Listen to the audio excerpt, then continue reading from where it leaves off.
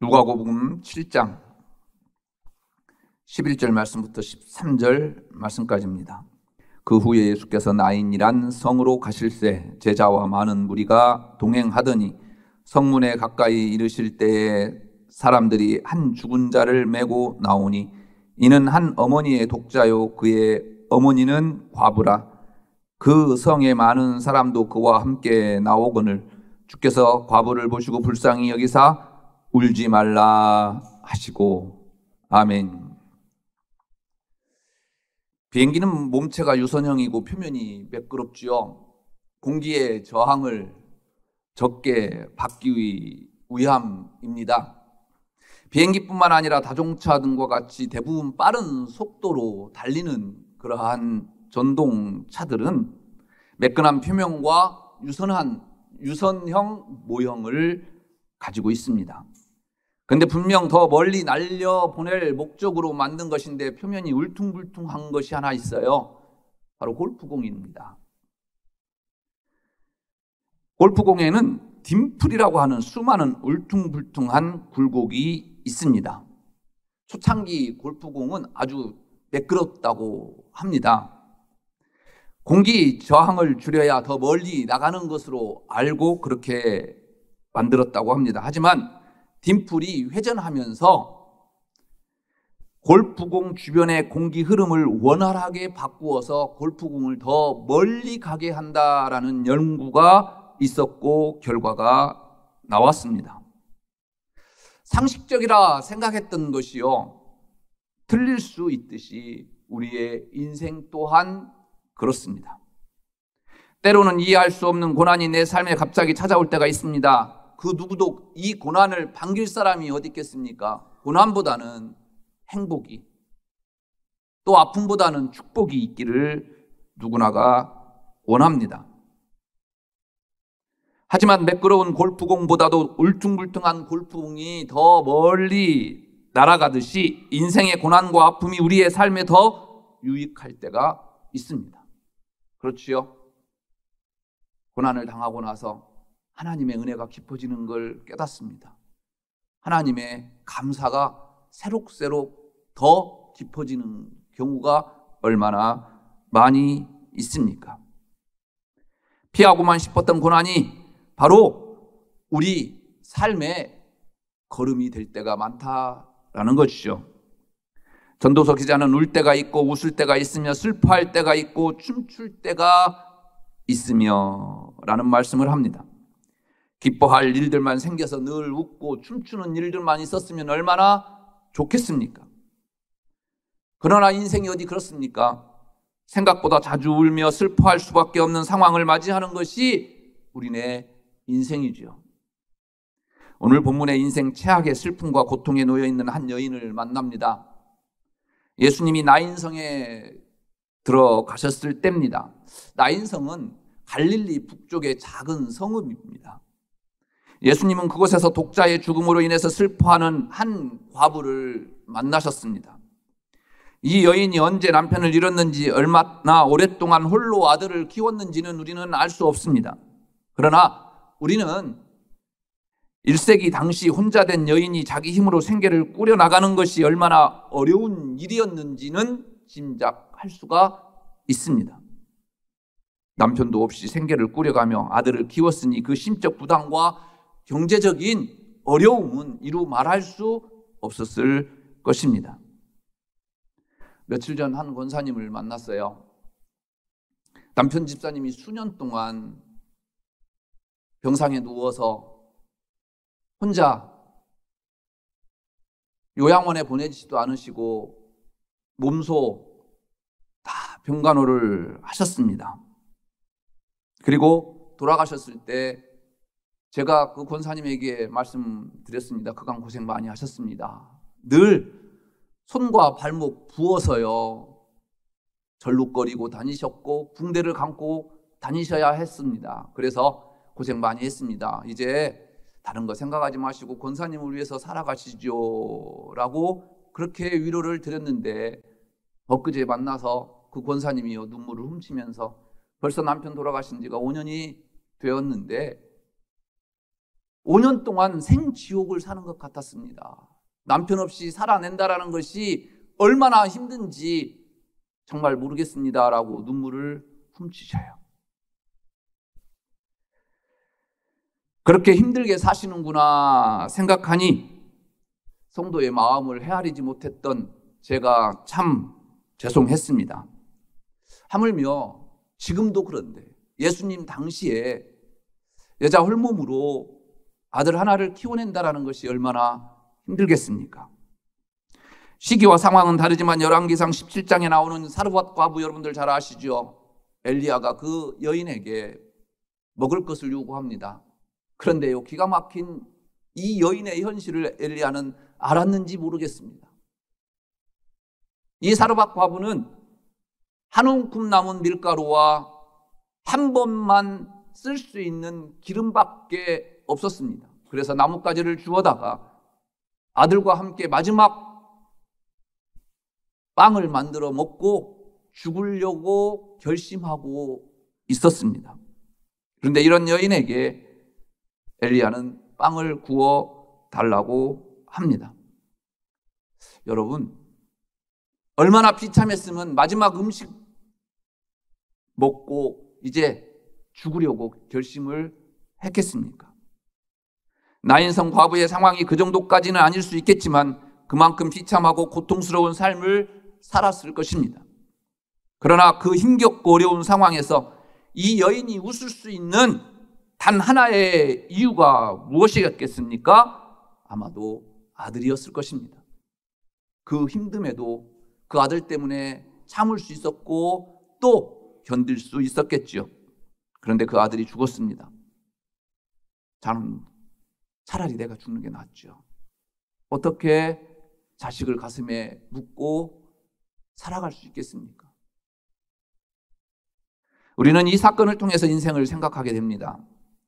인생은 이렇게 언제 어디서 어떤 고난과 역경이 들이닥칠지 모르는 존재라는 것입니다. 나인성 과부가 당한 고통과 슬픔은 오늘 아들이 죽은 순간만이 아니었을 것입니다. 결혼하기 이전에 그리고 결혼한 이후에도 우리가 알지 못하는 슬픔이 있었겠지만 결정적으로 남편을 잃었을 때 큰 슬픔을 겪었을 것입니다. 남편과 함께 100년 해로할 줄 알았는데 사랑하고 의지하는 이를 잃었으니 얼마나 충격이겠습니까? 우리 인간에게 가장 큰 고통 가운데 하나가요, 가장 큰 고통이요, 배우자를 잃은 슬픔이라는 거예요. 그런데 영원한 이별로 인한 슬픔은 잠시 이 여인에게 닥쳤을 일이 무엇이었겠습니까? 경제적인 궁핍이었을 것입니다. 슬퍼할 겨를도 없었을 것입니다. 아들 하나 남겨놓고 갔기 때문에 이제 이 아들과 함께 살아내기 위해서 발버둥을 쳤을 이 여인을 한번 생각해 보십시오. 그 아들 하나만 웃으면서 그 힘든 인생을 참아냈는데 이게 웬일입니까? 그 아들이 죽고 만 것입니다. 남편이 죽었을 때 울었던 그 사람들이 이제는 아들 죽었기에 함께 울어줍니다. 남편의 시신을 메고 함께 묘지를 향했던 사람들이 이제는 아들의 시신을 메고 함께 묘지로 향합니다. 이 여인이 이런 상황 만들었습니까? 원하지 않았지만 남편을 잃었습니다. 아들 역시 잃었습니다. 아마도 아들도 나름대로 인생을 계획하고 설계하며 꿈을 꾸었을 것입니다. 홀로 계시는 어머니를 봉양할 준비도 하고 어머니와 함께 멋진 인생도 그렸겠지요. 그런데 어느 날 죽음을 맞닥뜨리게 됩니다. 아들의 죽음과 관련된 정보는 없지만 질병으로 인한 죽음이었다고 한다면 어느 날 자신이 죽을 병에 걸렸다는 사실을 알았을 것이 분명하고 그 충격과 함께 슬픔에 빠졌을 것입니다. 그런데 여러분, 이 인생이 저의 인생이고 여러분들의 인생임을 어떻게 하겠습니까? 저는 많은 분들의 임종을 지켜봅니다. 아주 가까웠던 분들을 보냈습니다. 그리고 도저히 이해할 수 없는 죽음들도 접하게 됩니다. 너무 일찍 찾아온 죽음, 그래서 참 안타깝고 너무나도 슬픕니다. 그런데요, 그런데 요즘 들어가는 생각이요, 그 주인공이 분명 내가 될 것이라는 생각이 자꾸 들어요. 내가 죽을 수도 있고요, 또 누군가 내 가장 가까운 사람이 죽어서 그 슬픔에 놓여 있을 수가 있겠다라는 것입니다. 그 주인공이 분명 우리가 될 것이라는 것입니다. 그런데 그날은 우리가 예측할 수도 없을 뿐만 아니라 할 수도 없습니다. 원하지도 않았지만 찾아와요. 이것이 인생인데 우리는 이것을 잊고 살아갑니다. 이 세상에는 본문에 나오는 여인처럼 슬픔을 안고 살아가는 사람들이 무수히 많습니다. 슬픔을 딛고 일어설만 하면 또 다른 슬픔 일들로 인해서 무너지고, 또 다른 소망을 찾아 일어서라고 한다면 또 다른 고난으로 절망할 수밖에 없습니다. 우리 성도님들 가운데서도 저도 도저히 받아들일 수 없고 이해할 수 없는 그러한 고난이 연거푸 다가오는 분들을 바라볼 때가 있습니다. 그런 사연을 안고 살아가는 분들이 참 많아요. 이런 인생에 여러분은 무엇을 기대하고 있습니까? 젊은이들은 결혼하면 행복할 것 같고 아이를 낳고 기르면 행복할 것 같다고 생각하지요. 그래서 사랑이 최고라고 생각을 합니다. 그러나 실상은 그리 녹록하지 않습니다. 결혼해서 행복했는데 언제부턴가 다투고 괴로워합니다. 사랑해서 결혼했는데 왜 그리 자주 싸우는지 모르겠습니다. 왜 그리 슬프게 하는 일들이 많은지 모르겠습니다. 결혼해서 기쁘고 행복한 일도 있지만 결혼해서 슬프고 힘든 일들이 더 많은 것 같습니다. 아이를 낳고 기르면 행복하고 슬픈 인생을 멀리 할 수 있을까 생각했는데 그렇지가 않아요. 물론 아이를 낳으면 아이가 너무 사랑스럽기 때문에 행복합니다. 그래서 손주 보면 어떻게 할 바를 몰라요. 그렇죠, 장로님? 말 한마디도 옹알이 하나도 나에게 큰 행복이 되지요. 하지만 현실은 참 야속해요. 그 애가 조금만 크면요, 다른 아이들에게 뒤처지지 않게 하려고 자녀들을 학원에 돌리다 보면 지금 내가 무엇하고 있는지 의구심이 들 때도 있고요, 몸도 마음도 지치고 슬퍼져요. 거기다가 아이들이 말을 듣지 않고 기대와 다른 행동을 하면 인생 참 허무하죠. 기대가 와르르 무너지면서 더할 나위 없이 슬퍼집니다. 2017년 올해의 책으로 선정된 엄마 반성문이라고 하는 책이 있어요. 초등학교 교장 선생님인 저자 이유남 씨가 쓴 책인데요, 아들, 딸들에게 쓰는 반성문이에요. 문제아는 없고 문제 부모가 있을 뿐이다 라고 외치는 분 중에 하나죠. 사랑이라고 하는 이름으로 자녀들을 불행하게 만들고 있는 이 땅의 부모님들에게 우리 함께 반성문 자녀들에게 써야 된다라는 분입니다. 1등 교사였고 1등 엄마로 자신만만했던 저자는요, 전교 1등이었던 고3 아들이요, 느닷없이 자퇴 선언을 해버려요. 악몽 같은 사건이 이제 이어지기 시작했습니다. 아들을 살리고 봐야겠다라는 절박한 심정으로 시작한 코칭 수업을 통해서 자신은 부모가 아니라 감시자였음을, 무자격 부모였다라는 것을 깨닫게 되지요. 저자의 생생하고 진솔한 경험담을 통해서 아이들이 고등학생이 되고 고3이 되면서 돌변하는 모습에 큰 고통을 겪었다고 소개합니다. 엄마가 기대하던 대학은 고사하고 집안의 노숙자처럼 지내고 엄마를 벌레 보듯 하고 경멸하고 단절되고 살아가는 아들을 보면서 3년 동안 미친 듯이 살았다라고 그렇게 고백해요. 기대가 무너지니까 미칠 것 같죠. 부모만 힘들고 부모만 슬픈 것이 아닙니다. 자녀들도 공부 잘하고 싶은데 공부가 잘 안 되고 기대하는 만큼 성적이 오르지 않으니까 힘들고 슬픕니다. 그러다가 다른 것에 기대를 가졌는데 그 기대에 어머니는, 아버지는 오히려 실망합니다. 그 모습을 보면서 자녀들은 더더욱 반발하게 되고 더욱 슬퍼지죠.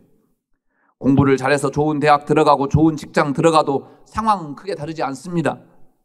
앞서 살았던 사람들이 그랬고 부모가 그랬듯이 이런저런 일들로 인해서 한숨 쉬고 슬퍼할 수밖에 없는 상황이 계속되지요. 이것이 인생인 걸 어떡합니까? 그렇다면 인생이 이러니 할 수 없다 체념해야만 할까요? 중요한 것은 이런 인생을 주님께서 외면하지 않으신다라는 거예요. 주님께서 주목해 보신다라는 거예요.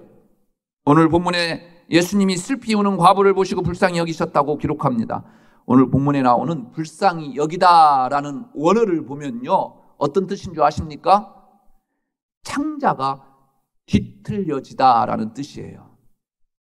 즉 이 여인의 그 고통을 바라보며 이 예수님은요, 창자가 뒤틀려지는 그 아픔을 느꼈다라는 거예요. 그만큼 이 여인과 함께 했다라는 것입니다. 여기에요, 예수님의 사랑이 있습니다. 우리의 은혜의 자리가 있습니다. 질버트 테일러라고 하는 여인이 있습니다. 성공한 뇌 과학자입니다. 하버드 의과대학에서 연구원으로 일하면서 강의를 병행하면서 미국 전역을 돌면서 학술대회에 참가했습니다. 37 되던 어느 날 아침, 그녀가 평생토록 연구해왔던 뇌에 이상이 생겨요. 뇌출혈이 생겼습니다. 뇌의 기능이 하나둘씩 꺼지기 시작했습니다. 연구실 전화번호도 잊어버렸고요. 단어를 발음할 수도 없었고 시야가 흐릿해지며 몸에 힘이 빠져나갑니다. 그녀가 겨우 떠올린 것은요, 1600km 떨어진 어머니였습니다. 그 전화번호 하나가 생각이 났습니다. 뇌가 마비되어 생사의 갈림길에서 있는 그 와중에서도 가장 먼저 떠올린 것이 어머니라고 하는 사실, 놀라우면서도 당연한 것이겠죠. 이후 그녀는 대수술과 재활치료를 동반하며 8년의 회복기를 보냅니다.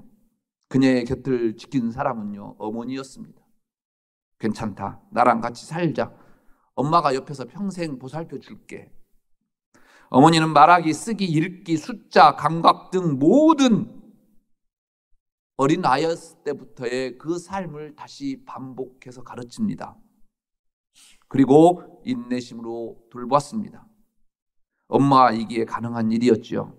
테일러 박사는 뇌졸중에 걸렸던 자신의 경험을 다룬 책 나는 내가 죽었다고 생각했습니다 에서 자신의 어머니에 대해서 이렇게 고백해요. 엄마의 딸로 태어난 것이 나의 첫 번째이자 가장 큰 축복이었다고 한다면 다시 엄마의 아기로 태어난 것은 나에게 가장 큰 행운이었다. 그런데 여러분, 다른 분이 아니라 예수님이 우리 아픔 때문에 창자가 뒤틀린다라는 거예요. 우리를 위해서 가슴앓이 하신다라는 것입니다. 그래서 예수님은 과부에게 울지 말라 말씀하십니다. 청년아 일어나라 말씀하십니다.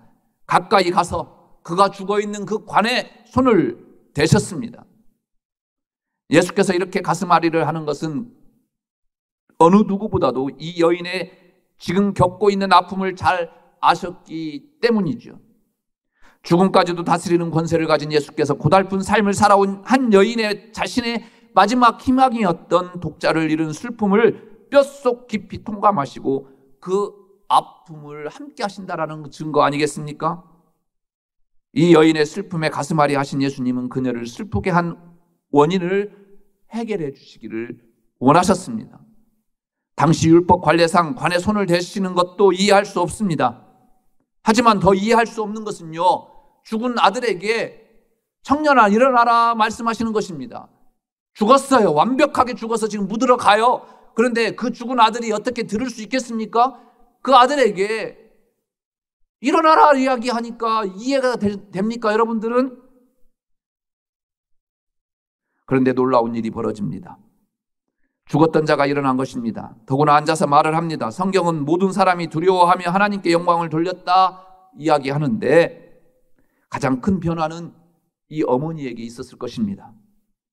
방금 전까지도 큰 슬픔에 빠져서 아무런 소망이 없이 죽은 자 같았었는데 주님이 그녀에게 울지 말라 명하시고 청년아 일어나라 하시니 죽은 아들이 일어섭니다.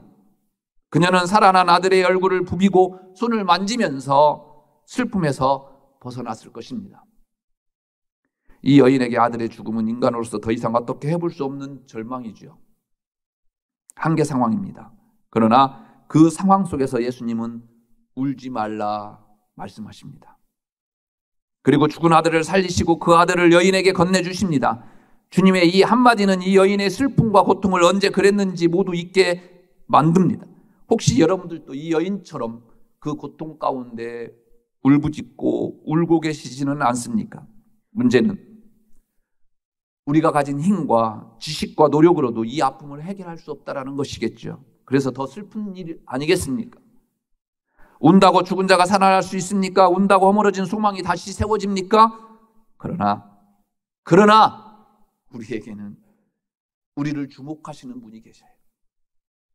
예수님이십니다. 주님은 결코 우리의 아픔과 고난을 지나치지 않으십니다. 가던 길 멈추십니다. 이런 우리를 보시고 창자가 뒤틀리는 고통과 함께 말씀하십니다. 울지 말라.